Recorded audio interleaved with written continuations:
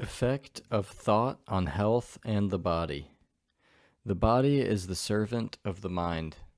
It obeys the operations of the mind, whether they be deliberately chosen or automatically expressed.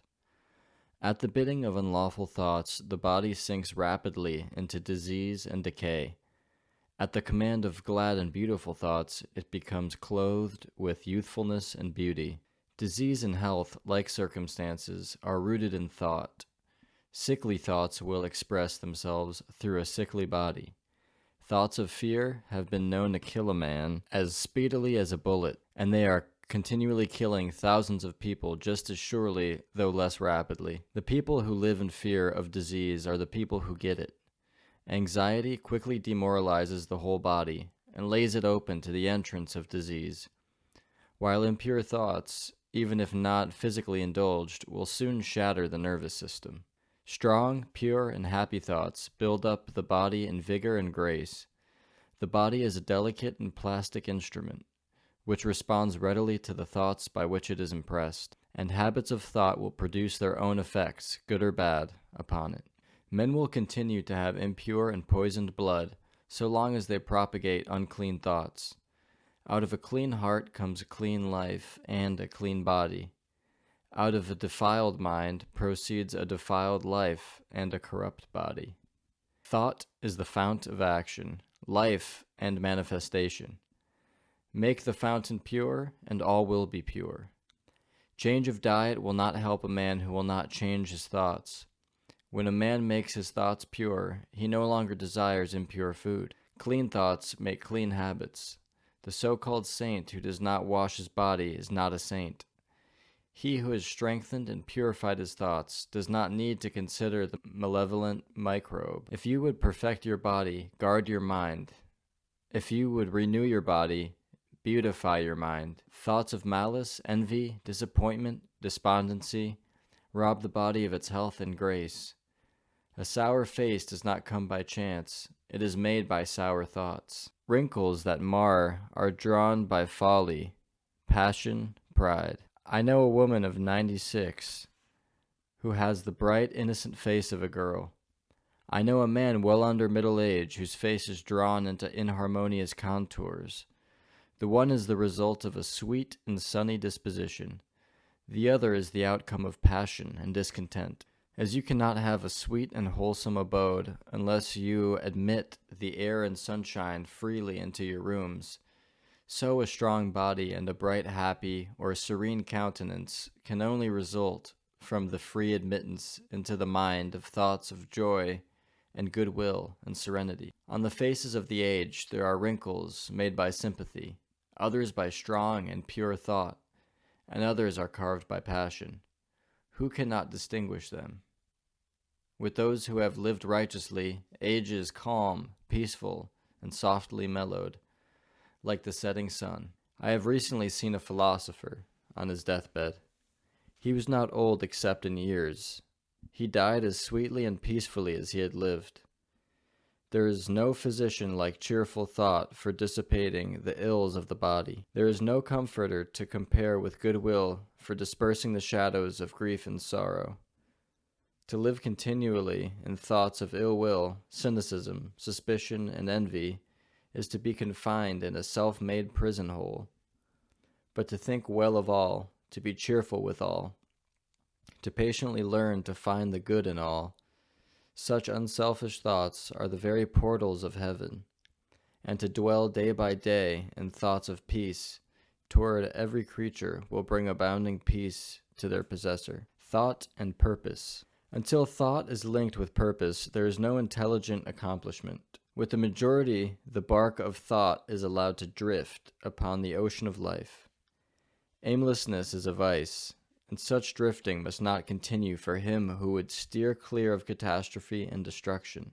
They who have no central purpose in their life fall an easy prey to petty worries, fears, troubles, and self-pityings, all of which are indications of weakness, which lead just as surely as deliberately planned sins, though by a different route, to failure, unhappiness, and loss.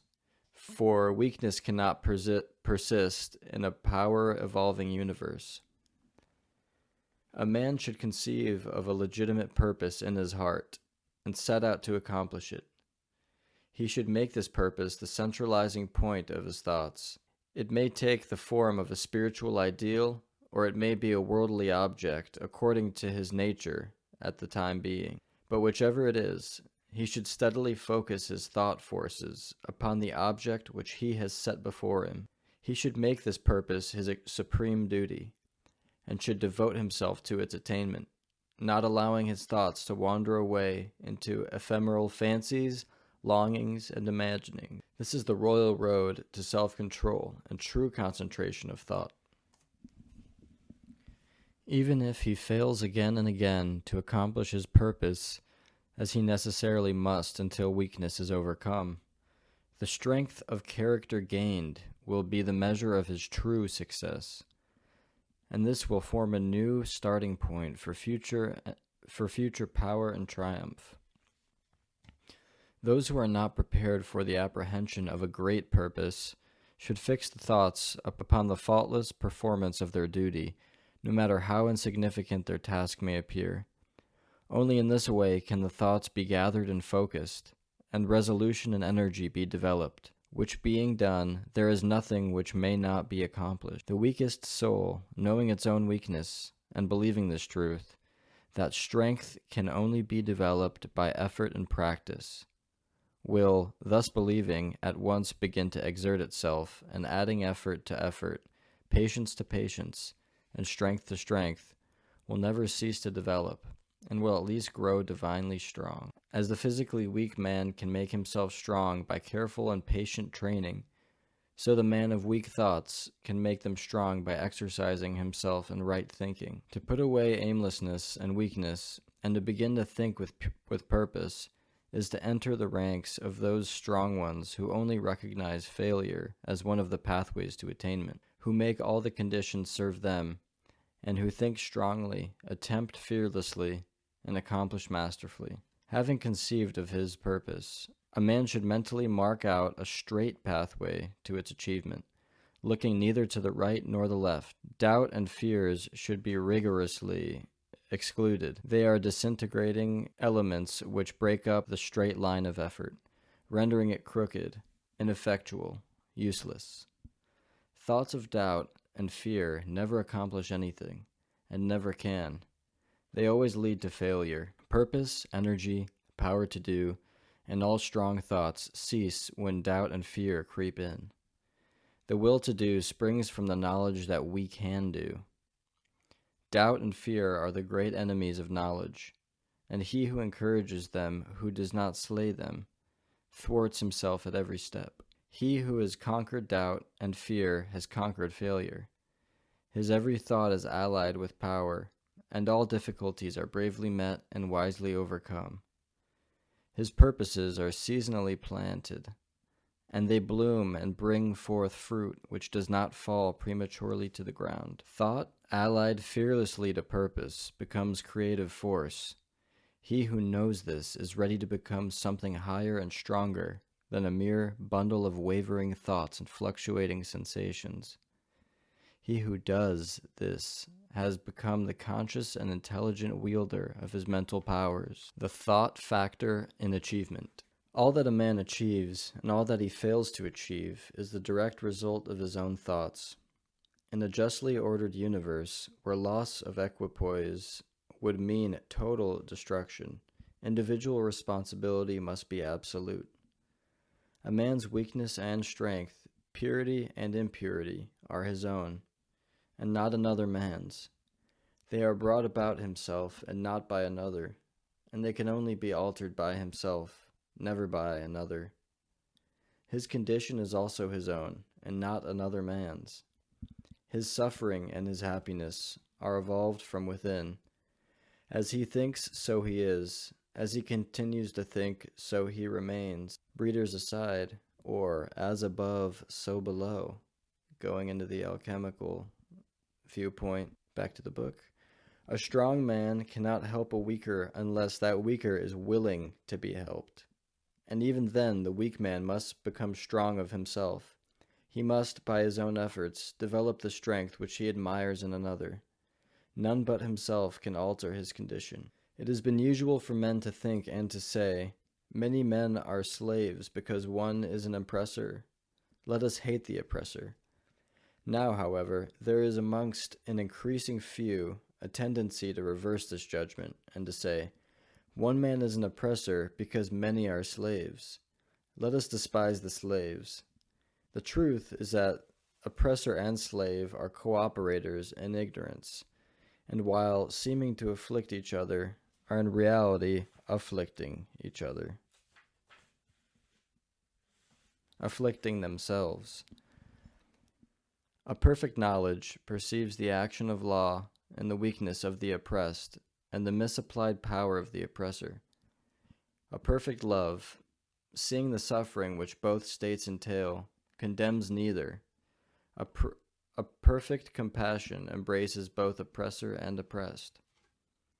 He who has conquered weakness and has put away all selfish thoughts belongs neither to oppressor nor oppressed. He is free. A man can only rise, conquer, and achieve by lifting up his thoughts. He can only remain weak and abject and miserable by refusing to lift up his thoughts. Before a man can achieve anything, even in worldly things, he must lift his thoughts above slavish animal indulgence. He may not, in order to succeed, give up all animality and selfishness by any means, but a portion of it must, at least, be sacrificed. A man whose first thought is bestial indulgence could neither think clearly nor plan methodically. He could not find and develop his latent resources, and would fail in any undertaking. Not having commenced to manfully control his thoughts, he is not in a position to control affairs and to adopt serious responsibilities. He is not fit to act independently and stand alone, but he is limited only by the thoughts which he chooses. There can be no progress, no achievement without sacrifice. And a man's worldly success will be in the measure that he sacrifices his confused animal thoughts and fixes his mind on the development of his plan and the strengthening of his resolution and self-reliance. And the higher he lifts his thoughts, the more manly, upright, and righteous he becomes. The greater will be his success, the more blessed and enduring will be his achievements. The universe does not favor the greedy, the dishonest, the vicious, although on the mere surface it may sometimes appear to do so. It helps the honest, the magnanimous, the virtuous. All the great teachers of the ages have declared this in varying forms.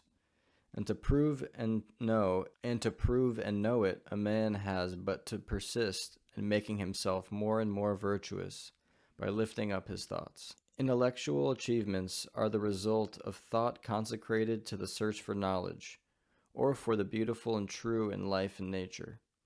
Such achievements may be sometimes connected with vanity and ambition, but they are not the outcome of those characteristics. They are the natural outgrowth of long and arduous effort and of pure and unselfish thoughts. Spiritual achievements are the consummation of holy aspirations.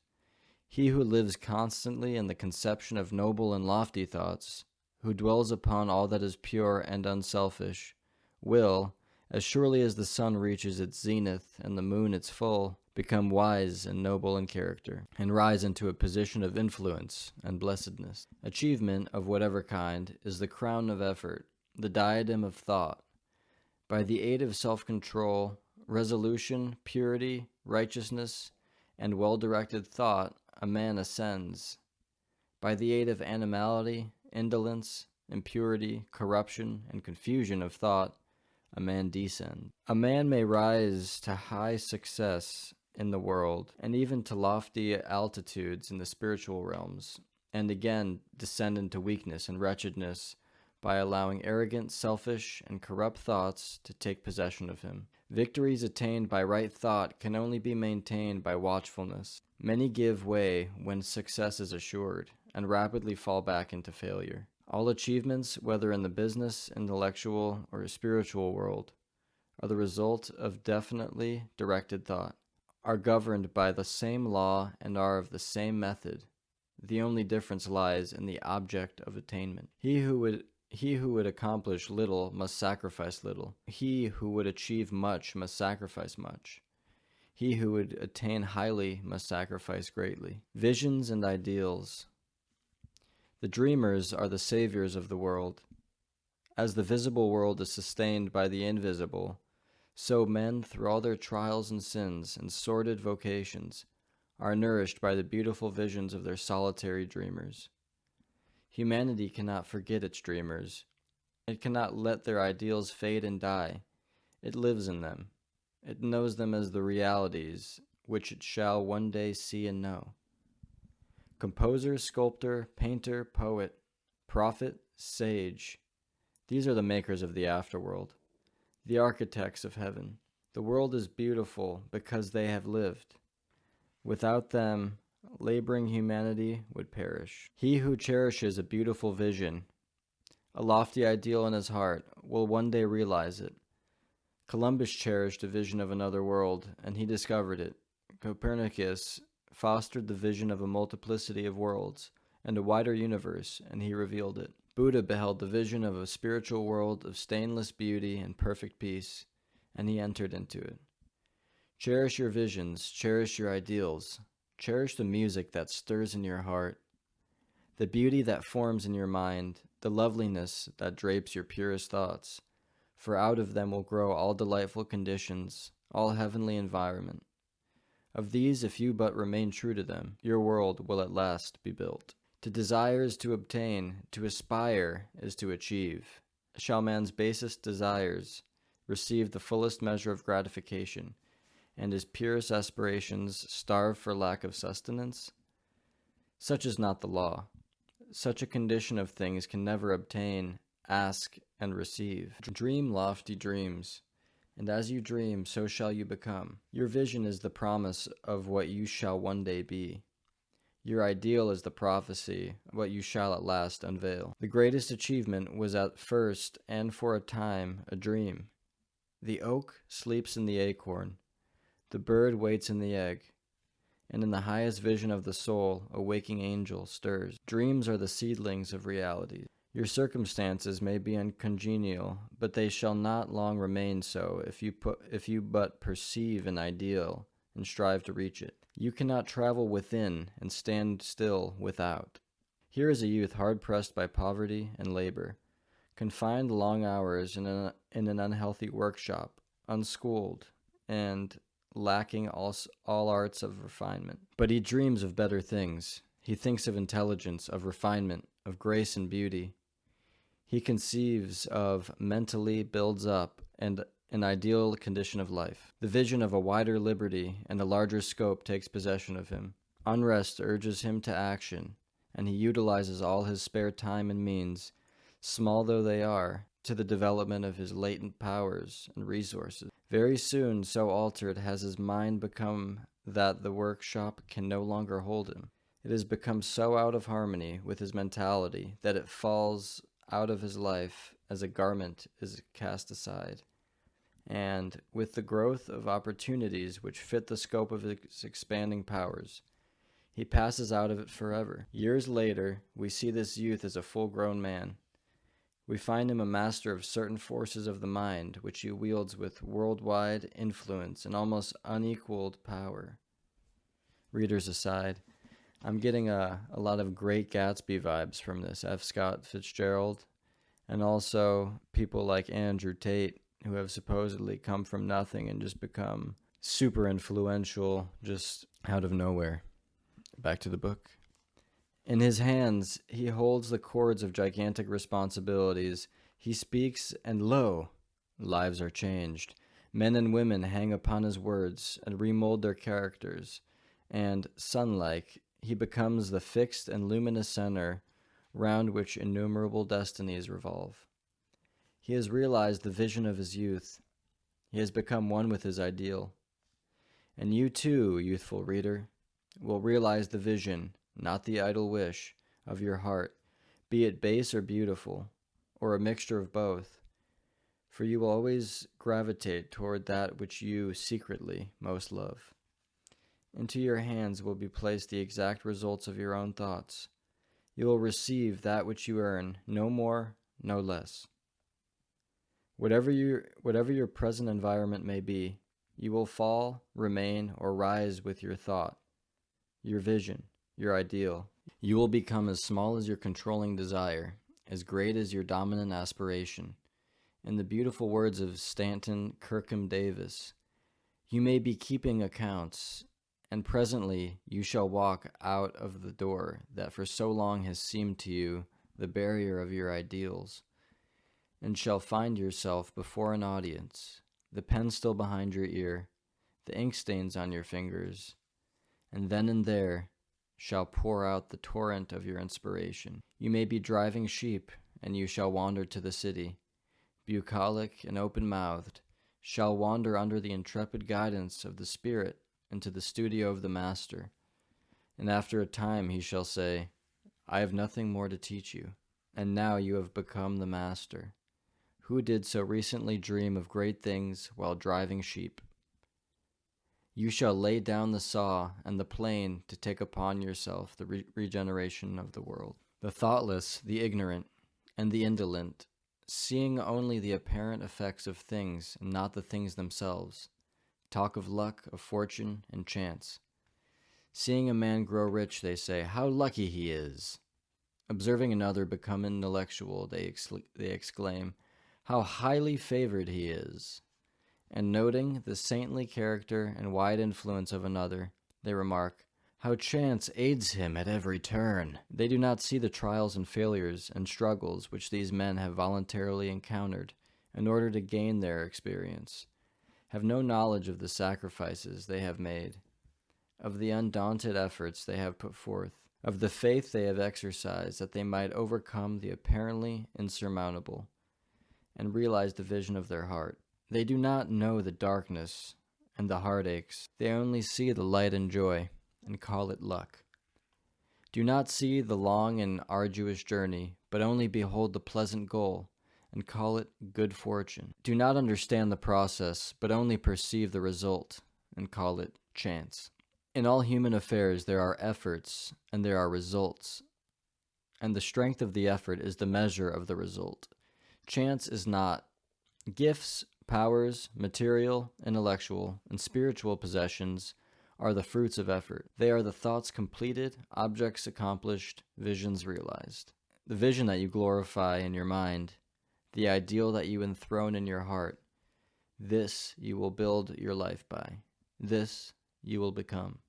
Serenity.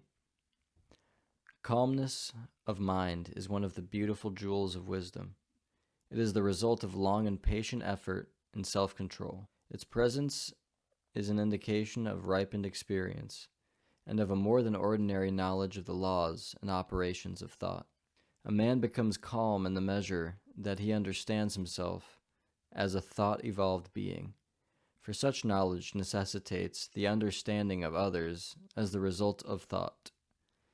And as he develops a right understanding, and sees more and more clearly the internal relations of things by the action of cause and effect, he ceases to fuss and fume and worry and grieve, and remains poised, steadfast, serene. The calm man, having learned how to govern himself, knows how to adapt himself to others, and they, in turn, reverence his spiritual strength, and feel that they can learn of him and rely upon him. The more tranquil a man becomes, the greater is his success, his influence, his power for good.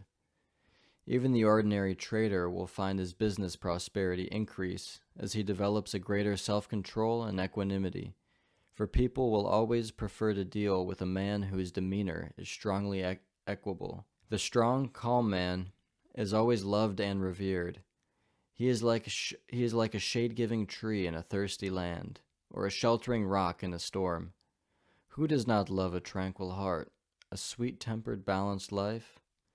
It does not matter whether it rains or shines, or what changes come to those possessing these blessings, for they are always sweet, serene, and calm. That exquisite poise of character which we call serenity is the last lesson of culture. It is the flowering of life, the fruitage of the soul, It is precious as wisdom, more to be desired than gold, yea, than even fine gold. How insignificant mere money-seeking looks in comparison with a serene life, a life that dwells in the ocean of truth, beneath the waves, beyond the reach of tempests, in the eternal calm. How many people we know who sour their lives, who ruin all that is sweet and beautiful by explosive tempers, who destroy their poise of character and make bad blood. It is a question whether the great majority of people do not ruin their lives and mar their happiness by lack of self-control. How few people we meet in life who are well balanced, who have the exquisite poise which is characteristic of the finished character. Yes, humanity surges with uncontrolled passion, is tumultuous with ungoverned grief, is blown out by anxiety and doubt. Only the wise man, only he whose thoughts are controlled and purified, makes the winds and the storms of the soul obey him. Tempest-tossed souls, wherever ye may be, under whatsoever conditions ye may live, know this. In the ocean of life, the isles of blessedness are smiling, and the sunny shore of your ideal awaits your coming. Keep your hand firmly upon the helm of thought. In the bark of your soul reclines the commanding master. He does but sleep. Wake him. Self-control is strength. Right thought is mastery. Calmness is power. Say unto your heart, Peace, be still.